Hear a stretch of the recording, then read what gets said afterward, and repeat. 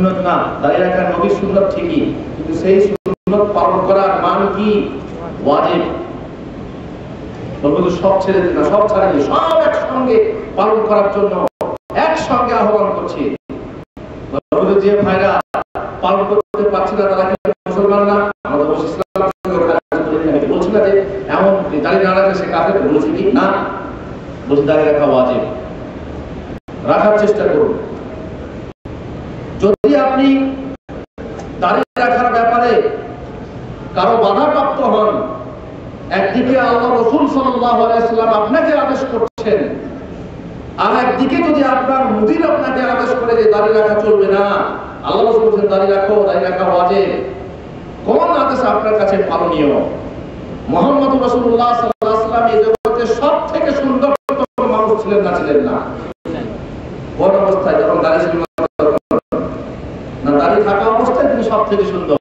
সাহাবারা বলছেন পূর্ণিমা রাত্রে আসমানের দিকে তাকিয়ে দেখতাম গোলাকার চাঁদ সুন্দর, আর আল্লাহ রাসূল সাল্লাল্লাহু আলাইহি ওয়াসাল্লামের চেহারার দিকে তাকিয়ে দেখতাম। আমরা কম্পেয়ার করতাম, তুলনা করতাম, তো ভাবতাম ওই চাঁদ বেশি সুন্দর না আল্লাহ রাসূলের চেহারা বেশি সুন্দর? কার সুন্দর চেহারা? কোনটা বেশি সুন্দর?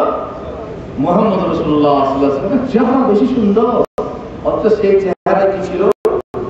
দাঁড়িয়ে ছিল। তিনি বলছেন দাঁড়িয়ে রাখো, আর আপনার স্ত্রী বলছে ভালো লাগে না, দাঁড়িয়ে তুমি রেখো না। এখন তো পুরো আপনার স্ত্রীর কথা মতো বিসমিল্লাহ মাশাআল্লাহ পরিষ্কার করে দিলেন।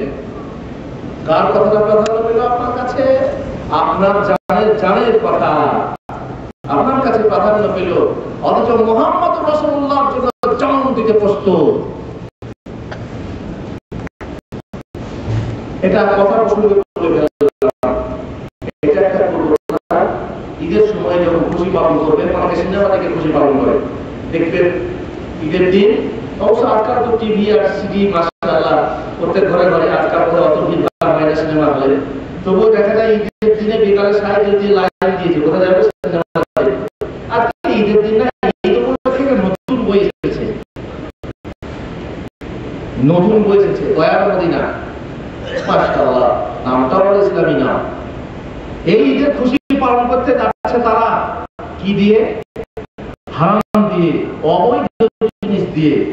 সুতরাং যুবক যুবতী অবাধ মেলামেশা দিয়েও ঈদের খুশি পালন করা হয়, সালাম মুসাফা করা হয়, অনেক জায়গাতে যুবক যুবতী মিলে প্রতিযোগিতা করানো হয়, আতশবাজি করা হয়। এগুলো কারণ কিন্তু আগেই বলেছি, এগুলো ওই যে বিধর্মী বিজাতি দেখে শুনে ওরা ফোটাচ্ছে, আমরা কেন ফোটাবো? হুজুর এখানে তো ফোটাচ্ছে, এদেরকে কি বলবেন? এখানকার হুজুরকে ফতোয়া আপনারা শুনেছেন? এখানকার হুজুরদের ফতোয়া হলো এই আতশবাজি করা হারাম তিনটে কারণে। প্রথম কারণ হলো আগুন নিয়ে খেলা, আর এতে বিপদ আছে, এগুলো হারাম। দ্বিতীয় কারণ হলো এতে অপচয় হয়, ফালতু পয়সা নষ্ট হয়, যে পয়সাকে ভালো কাজে লাগানো যায়। আর তৃতীয় কারণ হলো নিরাপদ অসুস্থ রোগী মানুষদেরকে ঘুম ফোটানোর মাধ্যমে কি করা হয়? উত্তপ্ত করা হয়, বিরক্ত করা হয়, সন্ত্রস্ত করা হয়। এই জন্য এটা যায় না। অতএব এদের বাহ্যিক কাজ থেকে মনে করেন না এটাই ইসলাম। না, ইসলাম আছে কোথায়? ইসলাম আছে হাদিস ও কোরআনে। ইসলাম কিন্তু ইসলামী পরিবেশ নেই, সেই পরিবেশ থেকে খবরদার মনে করেন না যে এটা ইসলাম। হাদিস ও কোরআন যেটা বলছে সেটাই হলো ইসলাম। সুতরাং আতশবাজি, মেলা ইত্যাদি এসব ওই বিজাতির অনুকরণে আমাদের মাঝে এসে যাওয়া কুপ্রথা।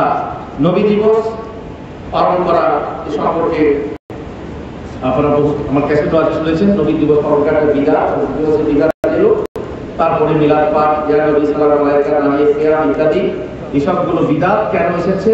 আমাদের দেশের এক হুজুরকে জিজ্ঞাসা করা হলো, হুজুর এই কিয়াম কোথা থেকে এলো বা এই মিলাদ কোথা থেকে এলো? আপনি মিলাদকে বিদাত বলছেন, তো একটা সূত্র তো আছে, যে সূত্রের ফলে হুজুররা মিলাদ করে থাকেন। তো এই মিলাদ কোথা থেকে এলো, কি করে এলো? তো উনি উত্তরে বলেছিলেন এই মিলাদের মানে সরস্বতীর বাহন হলো ময়ূর, আর কার্তিকের বাহন হলো ময়ূর, আর সরস্বতীর বাহন কি? রাজহাঁস। দুর্গার বাহন কি? বাঘ, সিংহ, বাঘ। আর এই আমাদের মিলাদের বাহন হলো মোরগ। কি বলছিলেন? মিলাদের বাহন হলো কি?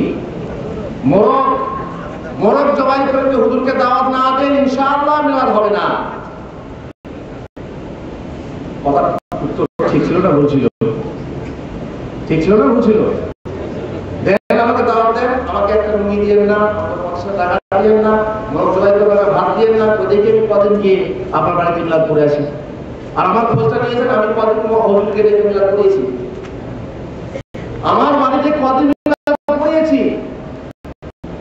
কেন? নাকি সেই বাংলা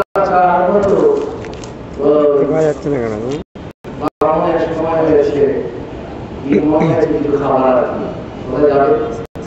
তো চন্ডালের ঘরের পাশে চন্ডালের ঘরের চালে কাক বসে আছে, কাকে আদা খায় না, এক অপরকে খাওয়া দেখে এই সুযোগে একটা কিছু বাগাতে হবে এর কাছে।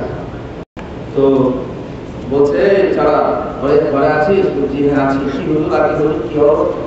তোর ঘরের চালে কাক বসেছে রে, হুজুর তার কি হবে? তো নিশ্চয়ই তুই পাপ করেছিস, পাপ না করলে কারো ঘরে চালে কাক বসে না। সর্বনাশ। আগে তাহলে কি করতে হবে? কি করতে হবে নয়, কালকে আমার বাড়িতে একটা মোরগ আলো চাল নিয়ে আসিস, এক কেজি আলো চাল আর মোরগ নিয়ে আসিস। তো দোষ খণ্ডন করতে হবে।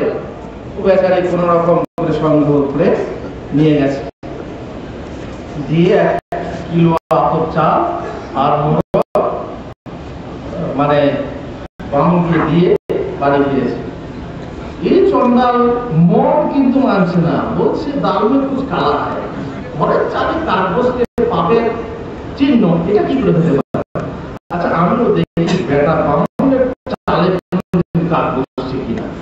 বেশ ভালো করে লক্ষ্য করে থাকতে থাকতে একদিন দেখছে হ্যাঁ বামুন সাহেবের চালেও কাক বসে আছে। ছুটতে ছুটতে এসে দরজা পিটাচ্ছে। আরে কি হলো? বলে আজকে একটা কথা বলতাম। কি কথা? বলে আজকে আমি করেছিলাম, তার ফলে আমার চালে কাক বসেছিল, তার দোষ খণ্ডন করলেন আপনি। এখন আপনিও দেখছি কি পাপ করেছেন। কি হলো? আপনার চালও তো কাক বসে রয়েছে। ঠিক করে দেখেছিস কাকনা পায়রা? কাকনা পায়রা ঠিক করে দেখছিস তো? চোখ তো ঠিক আছে? আপনি নিজেই দেখেন, বের হয়ে কিছু কাক। এবারে কি জবাব দিই? তো বলছে বেটা তাই যদি বুঝবি তাহলে তুই চন্ডাল আমি বামুন হবো কেন?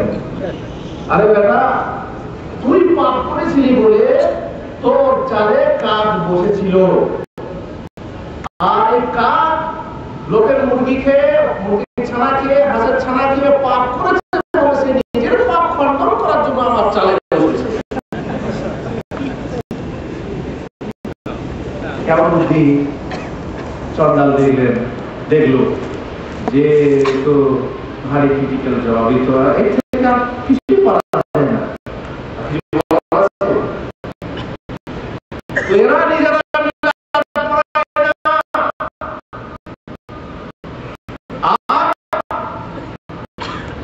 মোরগ ছাড়া একটা মুরগি ছাড়া কিছু টাকা ছাড়া মিলাদ পড়াবে না।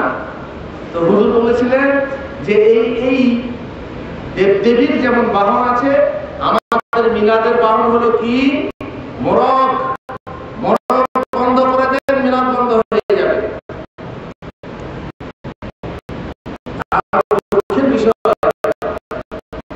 আমরা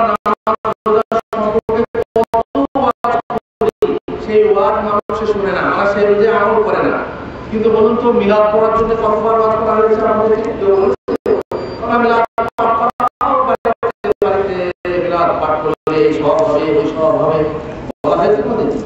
তবুও লোকে দেখুন মারা গেছে,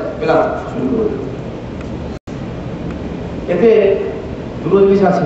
একটা হলো যে প্রথা চলে আসছে, দ্বিতীয় হলো তার মাধ্যমে একবার আনন্দ করা হয়, সেই সঙ্গে যদি বা পিতামাতার রোগের কল্যাণ কামনা করে কাজে লাগে, এই বলে করা হয়। মোট কথা হলো কি যে আমরা খুশির নামে এই পর্যায়ে মিলাদ নবী দিবস, ফাতিহা দোয়া দেওয়া, শবে মিরাজ, শবে বরাত, আর শবে বরাতে নকল হলো দেওয়ালি, ওরা দেওয়ালি পালন করে। আর আমরা শবে বরাতে গোটা বিল্ডিং এ লাইটিং, কবরস্থানের লাইটিং, আর বিধবারা লাইট জেলে বিছানা করে বসে থাকে। বিধবারা লাইট জেলে